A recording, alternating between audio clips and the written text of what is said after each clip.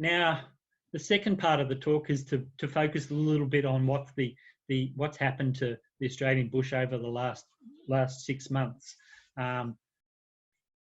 So let's fast forward nearly 250 years, and I think it's really important to focus on this. Some of you may well have had your own places more heavily impacted by the bushfires over this period of time, but the impact on Australian plants has been drastic and dramatic and really quite severe. So it's really very sobering, and it's really taken a lot of our focus particularly over the last 6 months, but pretty much since after the new year when we've got back to work. So if you look at this here, this is using a lot of the data that's available now on the Department of, gosh, what's the department now called? Prime Industries and Environment, Planning, Industries and Environment, sorry.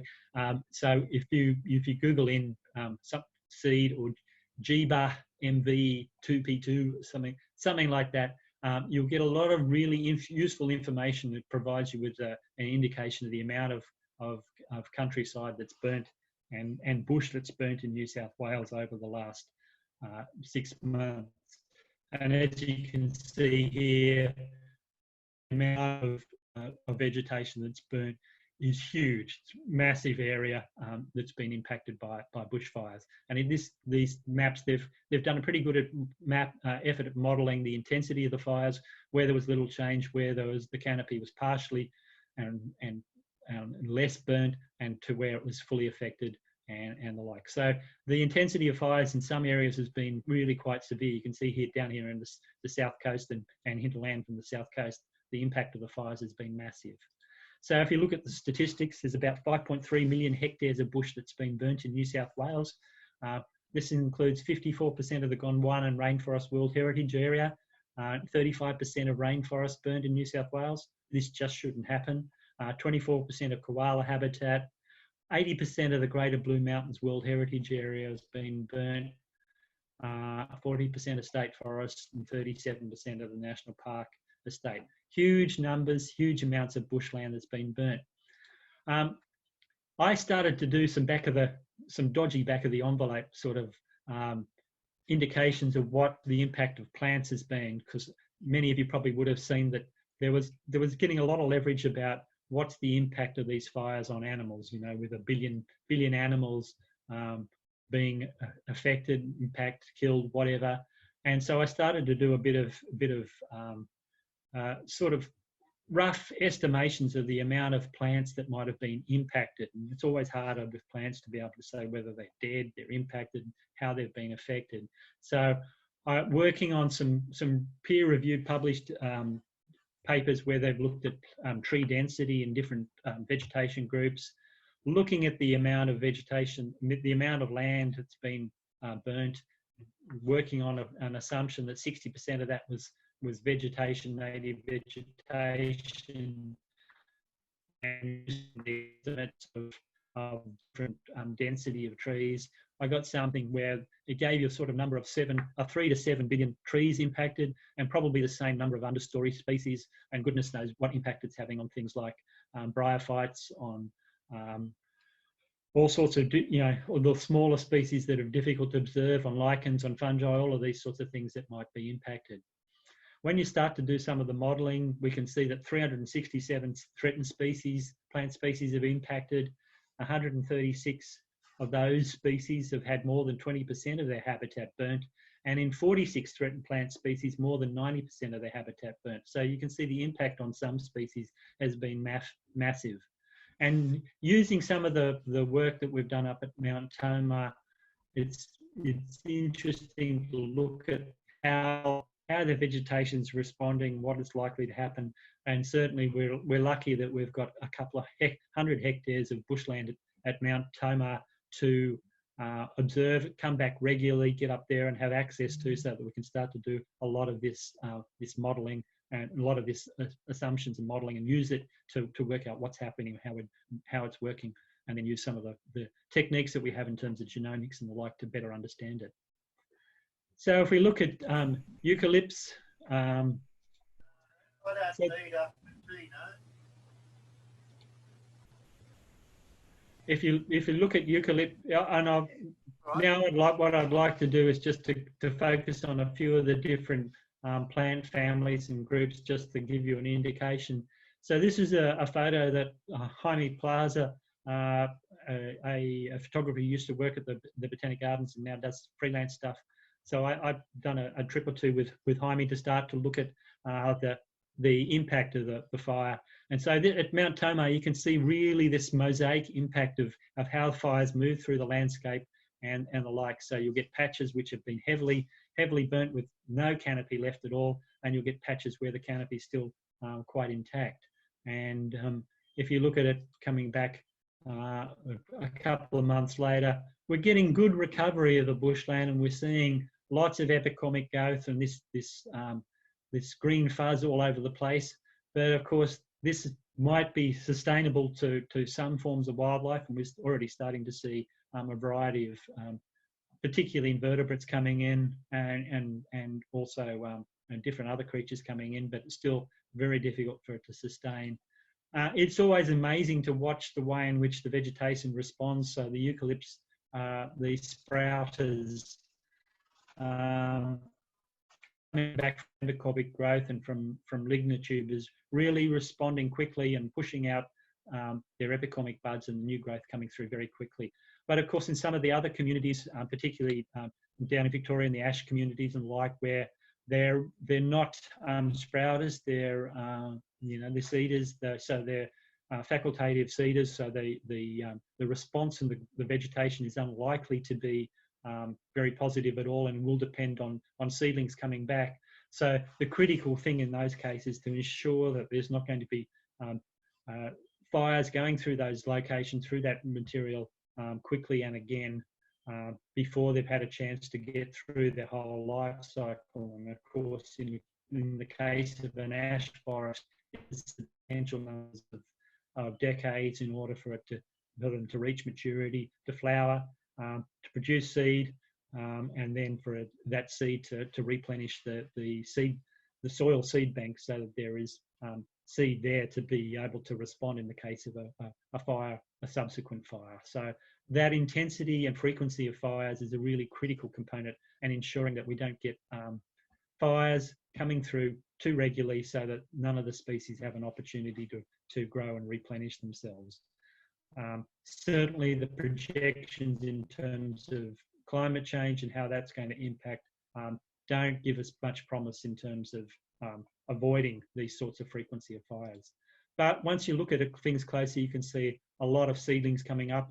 This is still up at Mount Tomah, so you're getting lots of regeneration in terms of seedling as well as the epicomic growth. If we look at Banksias, they're fantastic in terms of how they're responding. A lot of seedlings coming through. They're much slower to respond than the eucalypts, but they're coming through now, and with this new growth coming through, and also the growth from the lignotubers responding really well. Ferns are always a really interesting thing from my perspective. They were the fastest to respond, and so even the Dixonias up at Mount Tomah were responding really quickly and really rapidly, and producing new fronds, new growth very, very quickly. And the blacknums and the king ferns coming through really, really quickly, and starting to colonise particularly the wetter areas. We have been really fortunate up there that we've been really fantastic replenishing rain that's really pumped up the soil in terms of moisture levels, filled up all the dams, got all the creeks running, so that the regeneration has been quite good. Conditions prior to the fire were the grimmest and the driest that I've ever seen in those areas, sort of similar to what was being experienced right across New South Wales. It really was very devastating. The critical thing, I think, is the impact that it's had on rainforests. We're seeing rainforest areas that have been burnt in ways that we would never normally expect them to see. And this is going to take a much longer period of time for them to recover and for them to regenerate.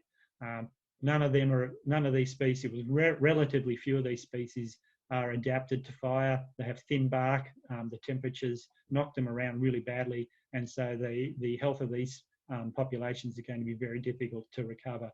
And so that's really quite a tricky issue there. Certainly, we're seeing instances where management practices have probably facilitated areas being burnt when they shouldn't have been. And certainly, this photo here from Maurizio shows an area that had been partially logged that was burnt through very quickly, whereas those areas that weren't being logged were not burnt as easily or as fiercely. The species that got all the attention in the latter part of the fires was the Wollemi pine. And you know, the guys in the Wollemi pine in the national parks bushfire crews did an amazing job to protect these plants from the impact, from as bad as an impact as it could have been. They spent a number of days pumping water from the creek around the site in order to try and get it as moist as possible through the areas. But even so, the fires still got into the area and had some impact on the Wollemi pines. As you can see, the fire came right up to the gully where this is population 1 for those who know the Wollemi pine history.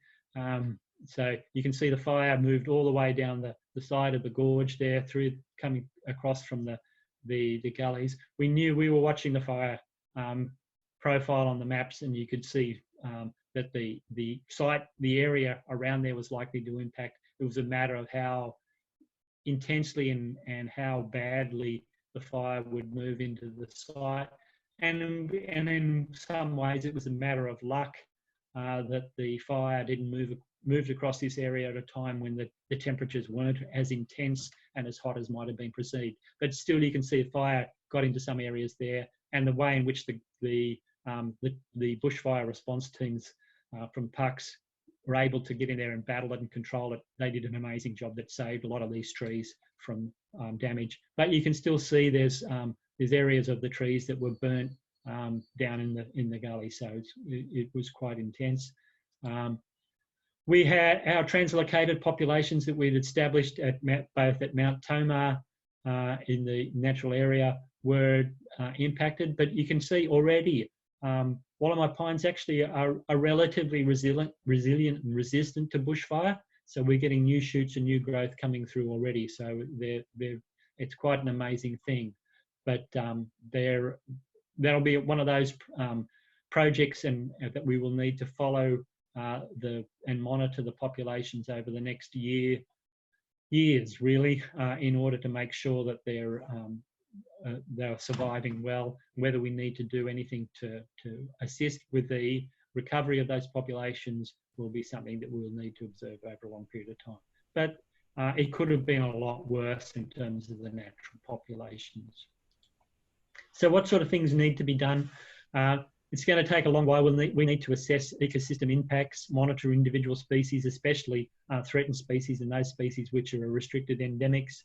We're really focusing on targeted storage of germplasm, so getting material into the seed bank so that we can make sure that we at least have those species, and research the impacts of changing climate. This is an interesting Muhlenbeckia that Gavin Phillips from the seed bank photographed this year, and its population had been burnt the previous year. So we got actually really good flowering and seed populations happening there this year, 12 months later. So it's quite an interesting thing to see. Sometimes the fires are going to be, give us good populations of seed and collections that we're able to do now, and we may not have been able to. We may also see species that we've never seen before that have been stimulated by the fire. And of course, there'll be some species that will be losers.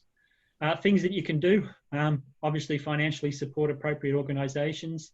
We're really promoting the idea of bush regeneration and working with qualified groups, particularly with Arbor and the like, the Australian Association of Bush Regenerations. If you're interested, iNaturalist, which is a citizen science web program, digital program, and they have a program called the Environment Recovery Project, where they're encouraging people to take photographs and post them on iNaturalist, so that we can get an idea of how bush is recovering all over the state. What's really good is you can all of that material is digitally has all sorts of digital information, so that allows us to geolocate it and go in there. and like Costa here, go in clean. We're really encouraging people that if you are going into bushland that be affected by bushfire, don't be introducing weeds or particular diseases like Phytophthora. We're also starting to see a lot of the new vegetation, new growth, particularly up the north coast, being impacted by myrtle rust as the new succulent vegetation goes in. So it is likely that we're going to see more of this sorts of events happening. Climate change is here; it's real, and it's likely to have a pretty devastating impact on the vegetation of New South Wales, and something that we all need to work with in terms of making sure that we can protect and encourage people about the importance of Australian plants and Australian ecosystems for us. And it's obviously going to have a big impact on when we're allowed to have a sausage sizzle again on all aspects of our life and times. So thank you.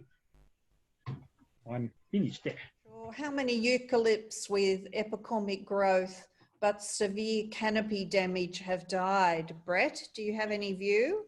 It's probably too early to say. Certainly we've seen some of the trees that have had severe, that were very heavily burnt, have not come back with epicomic growth. I think sometimes you'll see this flush of epicomic growth coming out of some of when the species have been quite badly burnt, but they don't survive.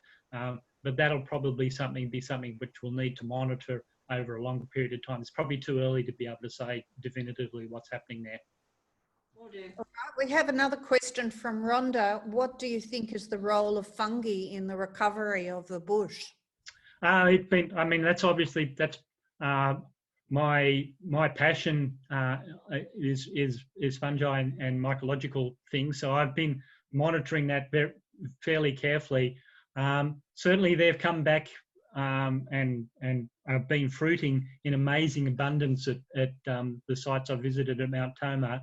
I think they're really important both as a food resource for small creatures and the like, but they seem to be coming back quite happily, and I'm assuming that the mycorrhizal associations of many of those species up there are still intact and still important. So they'll probably will be very important in terms of sustaining many of those species over that period of time, providing aspects of nutrition of different types as well. Okay, thank you, Brett. We've got a question from Mali, who says our bushland was burnt and the biggest trees got the most damage. Why was that? It's often hard to tell why that is. It does depend on whether the density of the canopy, the amount of fuel load around the trees and on the tree, and also in terms of the weather and how the fire was moving through a site. I was talking to some of the bushfire guys, and they do talk about how whether you get the full canopy burn does depend a lot in terms of the weather conditions at the time, and also the density and extent of the vegetation. So it's very, the one thing I have found to be the most eye-opening thing is the variability in the damage and the mosaic pattern of how you see the high intensity areas burnt and the lower intensity area burnt. Great. Stephanie said, is the Viola banksii the same species as Viola hederaceae, just a new name?